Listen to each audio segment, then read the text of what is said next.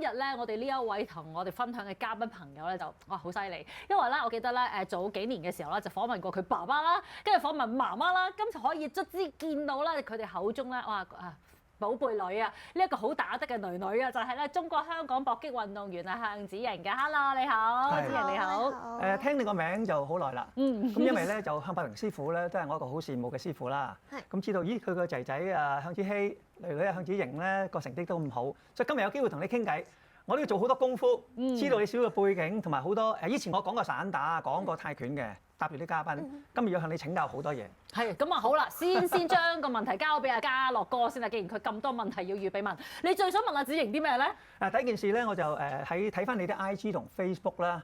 咁你有一個係名稱嘅，唔係花名，係名稱，叫做越野兔向子瑩。第一係咪每一個拳手都有個係綽號，同埋點解用呢個綽號？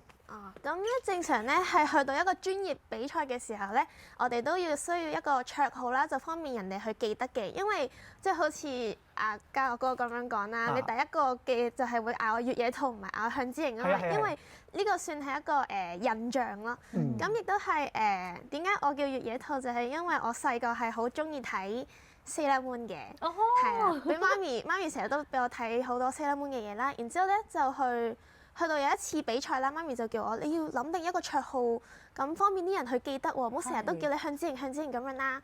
之後咧就媽咪就話你又中意睇 Sailor Moon，咁不如叫你越野兔啦，你又成日喊咁樣，係啊，所以就叫咗越野兔。係啊，其實我覺得好襯咧，因為都係你自己中意嘅嘢嚟啊嘛。呢個美少女戰士係咪先陪住你成長咁樣？咁你自己一聽到媽咪話你用呢個名咧咁樣，第一次用呢一個名號去即係比賽嘅時候啦，咁你會唔會覺得自己都好似一隻即係越野兔咁樣，都好機靈啊，好靈敏啊咁樣咧？我本身咧就覺得會唔會襯唔起呢個名啊？因為嗰陣時都係好細個啦，即係技術嚟講又未算好勁啦，咁就嗰陣時就好擔心係咪可能越野兔或者嗰個第二個名會唔會好啲咧？咁樣即係媽咪成日都打完比賽都會覺得都會同我講啦，話你好叻喎，你真係好似Sailor Moon入邊嘅越野兔咁喎，即係又喊住，但係又不停咁打嘅喎，又打到好勁嘅喎。然之後就開始覺得其實可能呢個名都幾好嘅，幾襯你係就繼續用咯。係嗱，頭先你講到就越野兔啦，就佢又好打得又成啦。咁向子瑩，你本身呢隻越野兔咧，你嘅絕招喺呢個叫做立技，即係搏擊類啊！嗱，又唔係泰拳，又唔係散打，叫做搏擊係咪啊？英文叫咩話？Shoot boxing。Shoot boxing 係啦。咁你嘅絕招殺手鐧係乜嘢咧？嗱，咁喺 Shoot boxing 呢一個項目入邊啦，就有分拳腳爭膝同埋鎖摔嘅。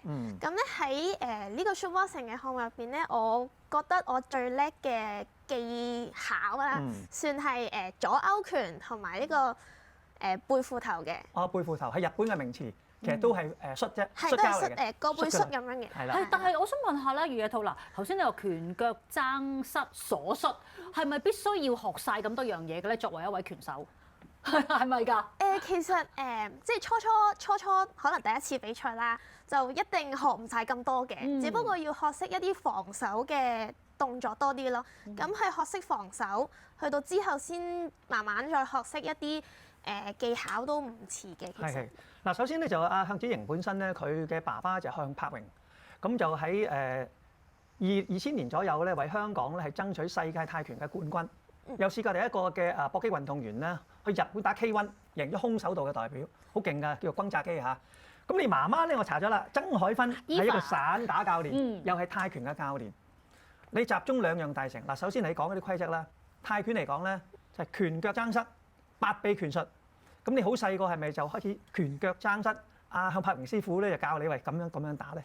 細個就梗係唔理我㗎啦，就由得我喺側邊自己玩嘅。自己玩係啦，因為嗰陣時咧即係我細個啦，我爸爸都係仲打緊比賽。好勁啊！嗰陣時係好勁啊！所以佢都未算好理我，即係又唔會係真係好練我嘅，但係就由得我自己玩。即係好似張相咁，戴個拳套咁俾你擺個姿勢。好得意啊！你細個妹豬想搣你塊面豬燈咁樣啊！喂，但係嗰時咧，嗱側邊就哥哥嚟啦，係咪啊？咁你哋兩個都係戴個拳套，着住啲衫，就自己喐下咁樣玩嘅啫。係啊，就跟住上堂啲人一齊打咯，通常都係咁樣嘅。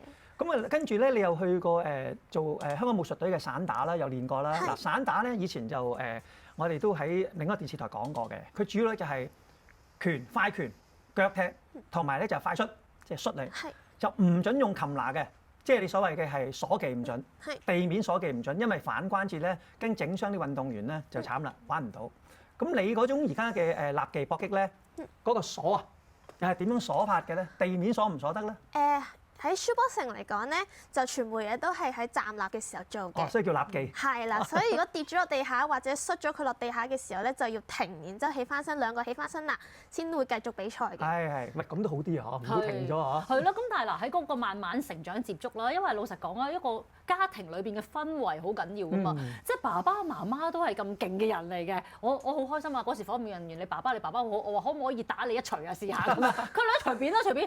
我係用盡力，但係佢真係喐都唔喐啊！可以係啊，好誇張。咁喺呢個氛圍底下咧，你嘅成長啦，嗱細個嘅時候就攞個拳套玩下啦。咁但係去到真正幾多歲嘅時候，爸爸就話：唔好再玩下啦，認真啲啦咁樣啦。係咯，幾多歲開始就？或者媽媽同你講係邊個咧？佢哋又冇叫，即係冇好突然咁叫我就去打比賽啦。佢冇嘅，佢就會即係一開始會試下你你都打咗咁耐咯，不如試下同啲大少少嘅哥哥姐姐玩下啫嘛，即係當係練習賽咁樣，但係佢唔會同你講係練習賽咯。係，但係嗰個係真係比賽嚟嘅，真係比賽嚟嘅，但係玩下啫嘛咁樣嘅。幾多歲啊？嗰時係？嗰陣時都6、7歲，但係玩下嘅啫，即係去到可能11歲、10歲、11歲咧，就會帶我哋出去泰國打比賽嘅。咁嗰陣時就係打泰拳比賽啦。咁都打咗一段時間嘅，去到19年就停咗，然之後就因為疫情嗰陣時。係啦，就開始轉咗做打 shootboxing 啦。同埋頭先你講咧，喺6、7歲開始咧，媽媽叫你試下玩下啦，你放心，佢同我啲師兄講晒㗎啦。嗱，你對住我個女啊，向子瑩啊。你唔好真係用力打落去啊！唔該你。我覺得媽咪唔會咯，爸爸同媽咪應該唔會。一定會。俾你感受佢真係體驗嗰件事。佢體驗啫，但係嗰啲師兄師弟啊，要識做啊嘛。你真係啲師兄師弟以為話你認真啊，佢真係認真。哇！一拳打到向子瑩，以後唔敢打咪弊係嘛？所以通常我哋都會係有呢種情況。喂，咁好啦，真係啦，去到譬如媽咪，我都有問過媽咪嘅。嗰時知道你有打嘅時候咧，我話通常係阿仔打冇問題啫，阿女哇心痛㗎喎咁樣，即係媽咪會唔會都好驚住？但係其實反而冇呢樣嘢嘅咧，冇咁多嘅設置。咁一開始就一定會嘅，因為即係可能喺當時嘅風氣嚟講，話打拳係一個好粗魯嘅運動嚟㗎嘛，即係爛仔交咁樣嘅。即係媽咪都嗰陣時都有啲擔心話即係除非係我哋兩個真係好中意嘅，都唔會好中意，即係都唔會好俾我哋。啱，即係對一個係引導性作用嘅。係啊，請嚟呢一位咧，哇，好打得嘅，好有型啊！就係聽個名都覺得個型格十足啊！就係越野兔啊，有我哋中國香港搏擊運動員啊向子瑩嘅。Hello，子瑩。喂，頭先有講到啦，就話爸爸媽媽會唔會驚住女孩子啊？其實反而我諗係俾哥哥試玩多啲㗎嘛。你一打嘅時候就會驚打親個女咁樣㗎嘛。但係喺個訓練過程，我諗少不免爸爸媽媽或者哥哥都會同你做訓練㗎嘛。咁會唔會阿爸阿媽會叫阿哥同你訓練嘅時候要留手啊仔，唔好打親個妹啊咁樣咧？都會嘅，一定嘅，因為始終哥哥咧而家都比較大隻同埋大力咧，咁同我打咧，即係就算技巧差唔多，個力量都會爭好遠嘅。咁嗰陣時咧，爸爸就會叫佢就會收力嘅，但係有時咧一開始會細細咧，然之後就越打越大力嘅，即係呢個係全部人都會做嘅嘢啦，咁有時咧係一唔小心就俾佢打中啦，都俾佢打瘀過2次隻眼嘅，咁樣就呢度瘀咗一笪。哇！同埋呢個情況喺搏擊嘅練習咧都會常出現嘅，特別大家好熟嘅時候咧更加會出現。嗱，點解咧？係因為當阿向子希你嘅哥咧，去試拳啦，諗住一拳打過嚟，平時你會避向嗰邊嘅，點知突然間你唔知點樣向下避喎，佢呢一拳就打中咗嚟，係呢種意外情況咧係出現。喂，所以搏擊練習咧，同熟人打咧，有時都要好小心。通常都係同啲熟人啦，可能阿哥啊或者其他成日都見嘅拳手一齊咧，就會特別小心，因為唔知佢哋想做咩啦，或者可能佢想練啲新嘢咧，我就唔知啦。即係一下就自己就整親啦。下次你同佢練咧，你話嗱，你唔好玩新嘢啊！我承受唔起㗎。係沿用翻嗰啲一般我哋練習開嗰啲好啦。係啊。咁但係嗱喺阿哥身上啦，我相信咧大家都係互相去學習嘅一個好對象啦。妹妹都係佢嘅學習對象啦。你喺你自己嘅眼中，哥哥有啲咩係值得你去學習同埋模仿嘅咧？哦，咁技巧會相對好過我啦。咁我會想喺佢身上學多啲技巧啦。咁就因為我通常都係拼搏嗰隻嘅，就唔係你死就我死咁樣嘅。即係搶攻嘅，係啦，搶大家埋身對攻嘅。係啦，即係通常比賽咧都係衝埋去就打足3分鐘，然之後就完，然之後再打多3分鐘嘅。但係我哥哥咧就係算係遊走型啦，但係佢都會佢每一下都係好大嘅傷害咯，所以我想學翻佢嘅呢一種嘅技巧咯。哦，即係話唔係淨係咧就埋身對攻，有啲策略性嘅，同埋有啲絕招嘅。係一出嗰個絕招咧，對方就中啦，一擊即中。係嗱，一擊即中，你面前有金腰帶，我睇翻你啲記錄咧，你就贏得2條金腰帶嘅。2023年亞洲立技王者羽量級金腰帶，2024年國際慈善金腰帶羽量級，呢條係咩腰帶？呢條就係2023年嘅亞洲立技王者金腰帶啦。咁呢一條就係我嗰陣時同日本一個好知名嘅拳手啦，叫朱莉一齊打嘅。咁都係我第一條嘅金腰帶啦。咁嗰陣時候咧，睇翻朱莉啲片咧，見到佢每一下即係每一場比賽都係擊到贏嘅。即係好重錘嘅，或者好嘅腳好勁嘅。係啦，每一場比賽都係贏到開行。啱啦。咁嗰陣時咧，我就好驚啦，因為一嚟就打到咁勁嘅，就都有啲擔心嘅。咁嗰陣時就喺佛山啦，個天氣又好凍啦。咁嗰陣時候熱唔到身啦，熱唔到身就開始亂咁諗嘢啦。咁亂咁諗嘢咧，就開始對自己嘅信心就越嚟越低啦。哎呀，咁啊弊喎。係啊。咁點搞？點補救到咧？之後咧，我爸爸咧就一嘢咁樣扯我過去，就話你望住啊！你阿哥咁樣你都打得掂佢，點解你打唔掂呢個朱莉啊？咁樣啊！咁你即刻個腦就諗喎，係喎。係啦，之後嗰下就係喎，然之後咧我就俾我爸爸就捉咗佢跑咗好耐，之後跑到出晒汗，真係熱晒身啦。係啦，然之後就掉咗我上台啦。哦，即係你爸爸同你講呢番説話嘅時候，你係未上台嘅？未上台，喺後台準備。你後台已經係震緊㗎啦。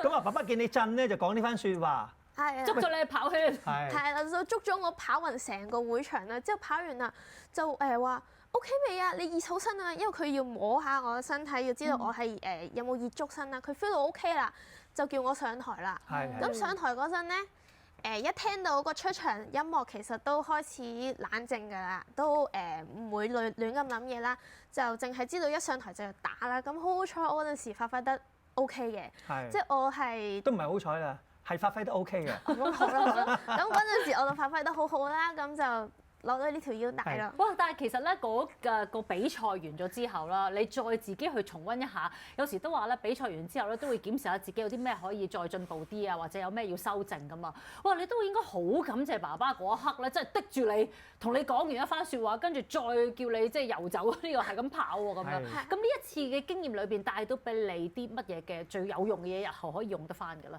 哦，咁喺呢一場比賽之後咧，都有睇翻自己好多次呢條片啦。咁就其實都知道我緊張又係咁樣打，唔緊張又係咁樣打。咁其實緊唔緊張都係咁嘅啫，其實都冇乜事嘅。只不過要聽到我樓下助手，即係我爸爸或者阿姨哥哥咁樣啦。總之聽到佢哋把聲，可能佢叫我打，咁我就要打。踢腳就要踢腳咯，因為如果聽唔到助手講嘅嘢咧，自己就亂咁諗嘢啦。一亂咁諗嘢就做唔到全部嘢，就會輸嘅。